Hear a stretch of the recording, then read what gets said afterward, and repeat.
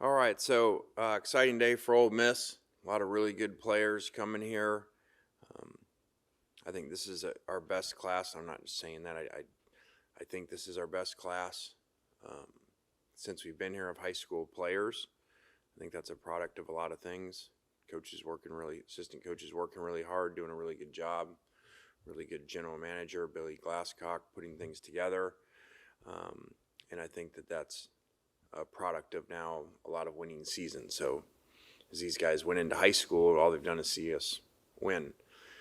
And so, third for their time, third winningest program in the SEC, sitting alone, behind Georgia and Alabama. So I think that that's critical. It's critical for players to see that over time, that they know a place wins. So with all that, I think it's just a really exciting class of a lot of players, a lot of different spots, and some positions of need. And again, for the third year in a row, signed the number one player in the state, which is huge. But just before we get into discussing the specifics of the class, obviously the CFP show came out last night, and you guys are ranked number 13 right now, and they made it seem like there's not going to be movement among teams that aren't playing this weekend. I know you shared some thoughts on social media. Was just hoping you could give us a little insight onto your thoughts on the first 12-team playoff and what needs to change in the process going forward. Yeah, I think probably to surprise you with this, this press conference about signing day. I understand the question. I've been very vocal, social media wise with some things, and just want to keep this press conference and not steal from these players, and that this is a huge day for them. You touched on it about the top recruit in the state. Just from when you got here to now and the success you've had the past couple of years, what have you seen or the credit to y'all's success with the in-state kids and keeping them here?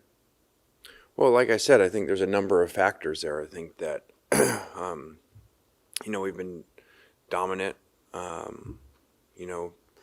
over their time basically in the Egg Bowls. So, a lot of in-state kids, between us and state, programs have been extremely different. I'm not taking any shots. I mean, the win-losses since we've been here of the two programs are dramatically different in very different directions that the programs are headed in. So I think they see that, so that knocks out state, in that for the kids. And then I think more kids now stay here, where before they were leaving because they felt, okay, I've got to go wherever it was at the time here, LSU, Alabama, Auburn, like a JJ McGeese, because, I want a chance to be able to win more and get the things they want to achieve.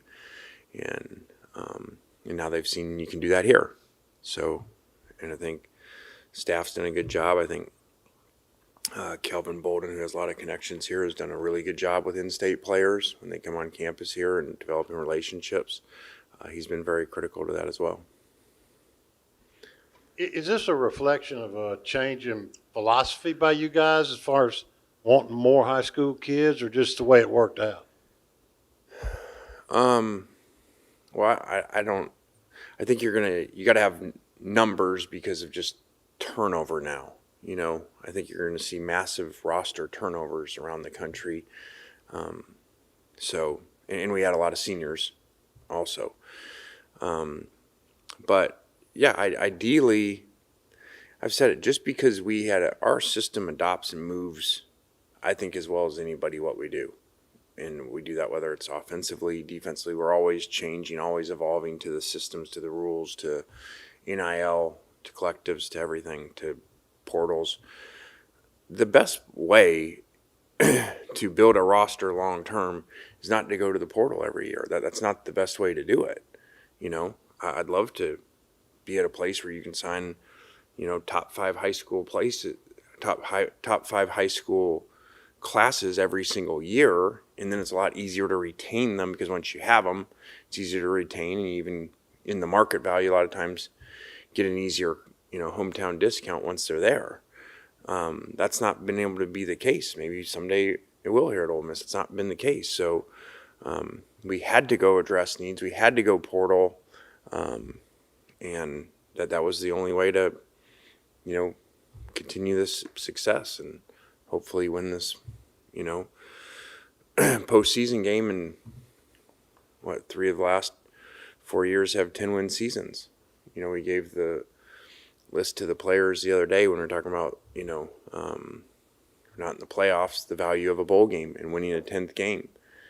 And I don't have the list here, but the names of teams in the last 3 or 4 years that have won 10 wins, they're all your national name brands in Ole Miss. So that's pretty exciting. Caleb Cunningham continues the streak of in-state kids. I guess just what do you like about his game in specific, and how much of an instant impact could he be next year? Yeah, he could be huge. That was that was really big. He's a great player. That at one point obviously looked like he was leaving the state and got him back.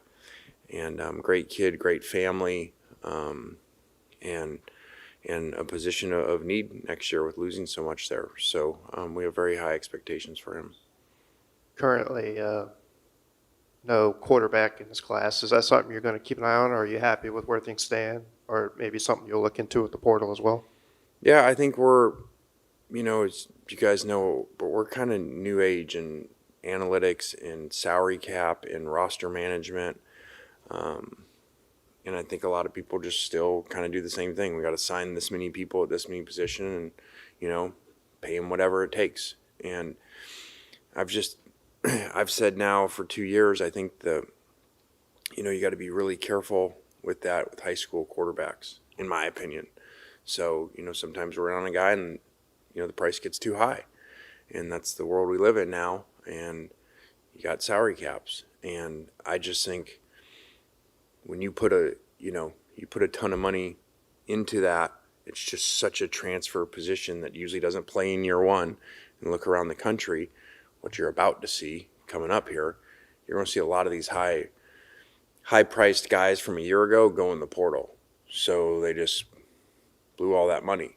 So in my opinion, once these guys, or one that we're recruiting, the price goes too high and the other school wants to pay him all that, it just doesn't really fit in the salary cap model of retention over time. I'm curious, and you brought it up, most people don't even talk in these terms, but is the price tag higher in the portal or on high school guys? Does it vary by position? It varies by everything, and whatever it's worth.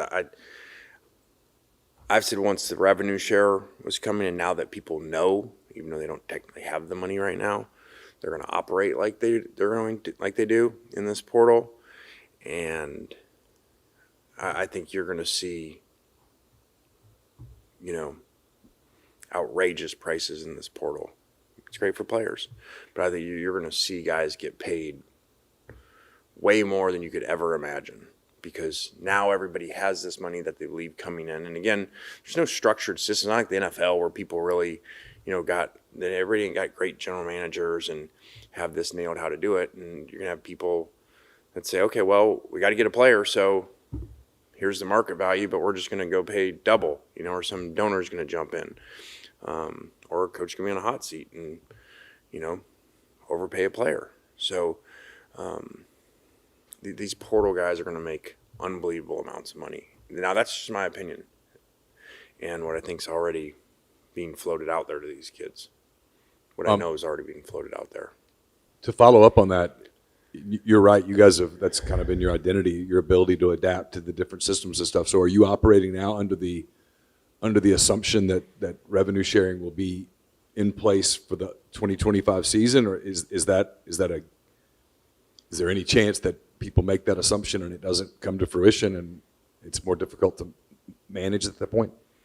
No, I think that's happening, unless there's something more than me. I think that's happening. I just don't think that people are going to have the money till like July. So they got to figure out there's a gap there.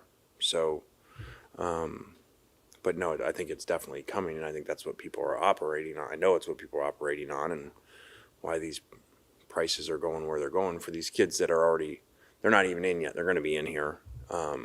but what's being told to them, whether it's our kids by other schools already, are numbers that no one's ever heard of for players that haven't even been great players. With this rev sharing that you're anticipating, do you break it down like each position room gets X amount of dollars, or how you operate within that rev share? Well, we do. Ours is we have percentages by position, of our overall cap, much like you would in the NFL. I don't think a number of teams don't do that. I think they just go, we want this player, how much does it cost? So, and we did it in this high school recruiting. There's a number of players wanted to come here. We were in good shape with them, and then the number goes too high, and we just don't do that because we look at the big picture of everything, and then when you take it from there, it's going to come from somewhere else down the road or another position. So I think you'll see probably like marquee players, whether it's recruits or especially but portal guys that aren't going to all go to like the old days where, man, they're going to all go to the top schools, that have the best chance of winning. You're going to see some guys kind of, I think, go to all these different schools now that, are going to, school B is going to, even though it's not a traditional national team or maybe a great team coming back, they're just going to pay twice as much as someone else, or is it everybody else for a guy? You're going to see a guy go to some places that might make you, kind of different than what you're used to seeing, I think. Blaine, obviously there were some question marks in the running back room this year. With Shakai Mosnight coming in, just what kind of impact do you see him making as a freshman? Yeah, I think he's got tremendous upside, really big, physical running back, which we missed this year not having. And, as you relook at the year, I think that was a big difference, in a lot of critical situations, where big guys kind of fall forward, make some extra yards, and obviously end up having to go to a D tackle for a lot of those situations. We have high hopes for him. You got a huge flip from a guy like Devin Harper recently. What does it mean to kind of just get a flip from a program like LSU, take a top player in the state away from a place like LSU? Yeah, I just think it shows how our programs changed from when we got here. How that just wouldn't have happened because you just couldn't do it. You really couldn't do it with an in-state kid, keep him here over them a lot of times. But the ability to show how we win now and, that you can come here and achieve everything that you can at these other places where, they weren't sure of that before. How are your staff adjusting to, say, a budget? Pretty good, or is it different, more difficult? Well, we operate that way.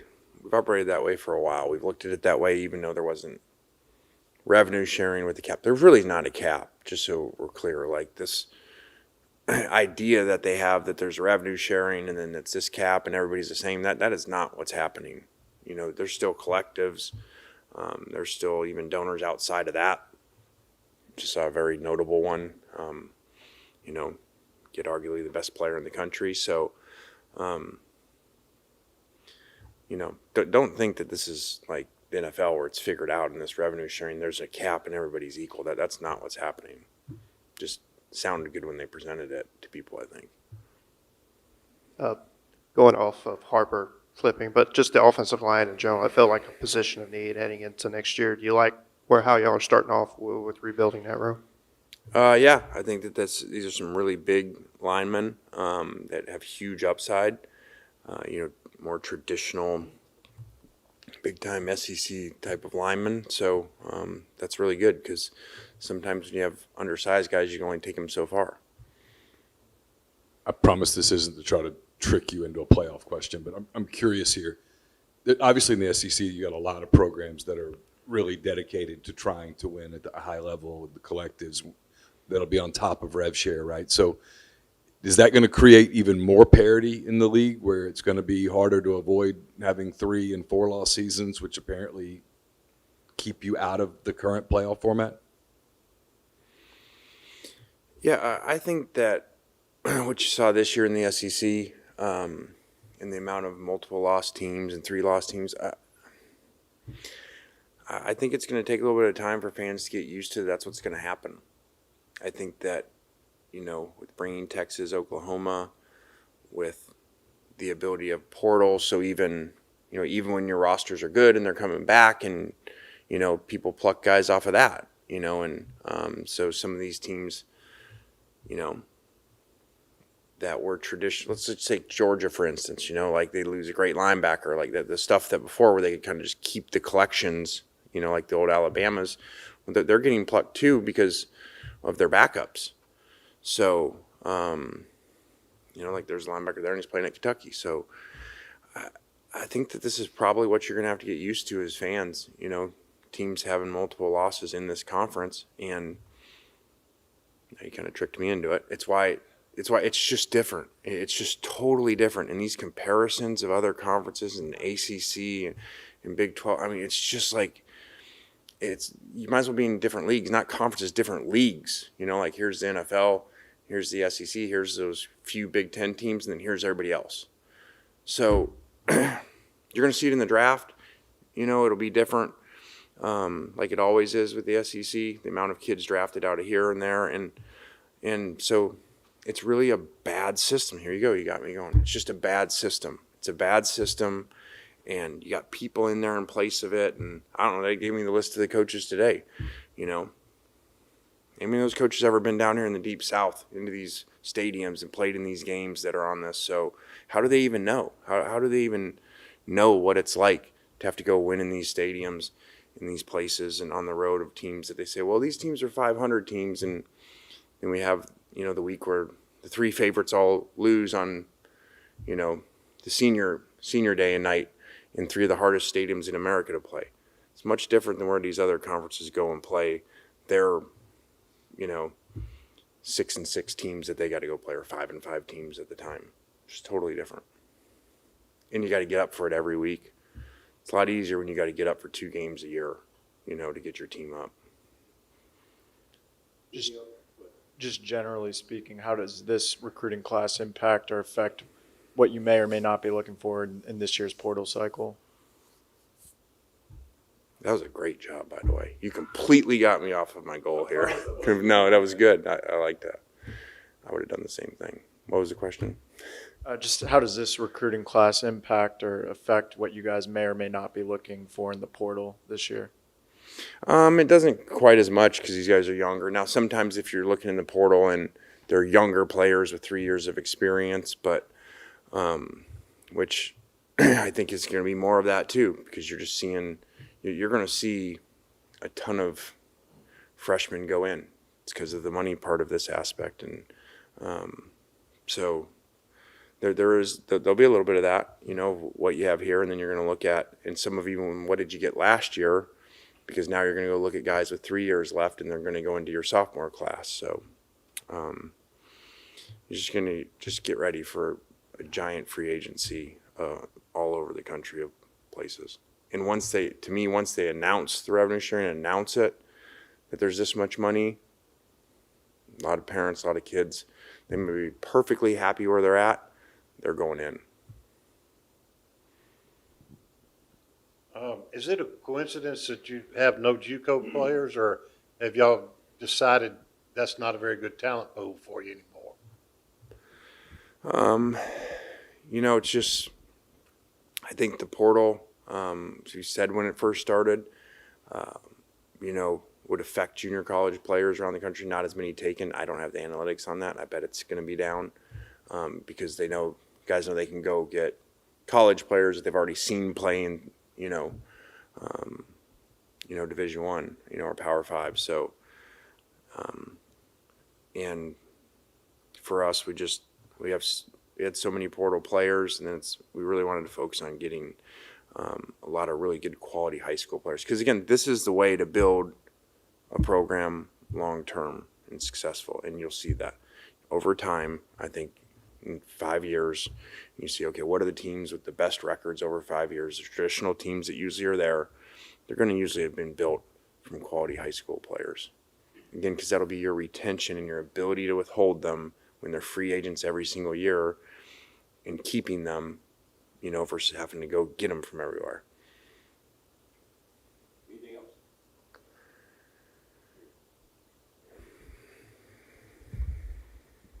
Yeah, just on Cunningham, back to him real quick. He was very complimentary of you when he was signing, and like you said, it's not easy to flip people from Bama or SEC powerhouses. Could you speak to your relationship with him and maybe what the journey's been like to land him a little bit? Yeah, he's been here a lot. Like I said, great family, great kid. And again, just when you're here over time, when you're at somewhere over time and you've had guys have great success, and here's Trey Harris, I think this is still leading the SEC in receiving yards, which is unbelievable. I think he played 5.5 games. So they see the success that you're able to have at a place. So when they come, they can envision, okay, if I stay there, I see it happening. I see, the whatever number 2, 3 passing offense in the country. That stuff helps. All right, thanks, guys. All right, guys, thanks. There's a pop.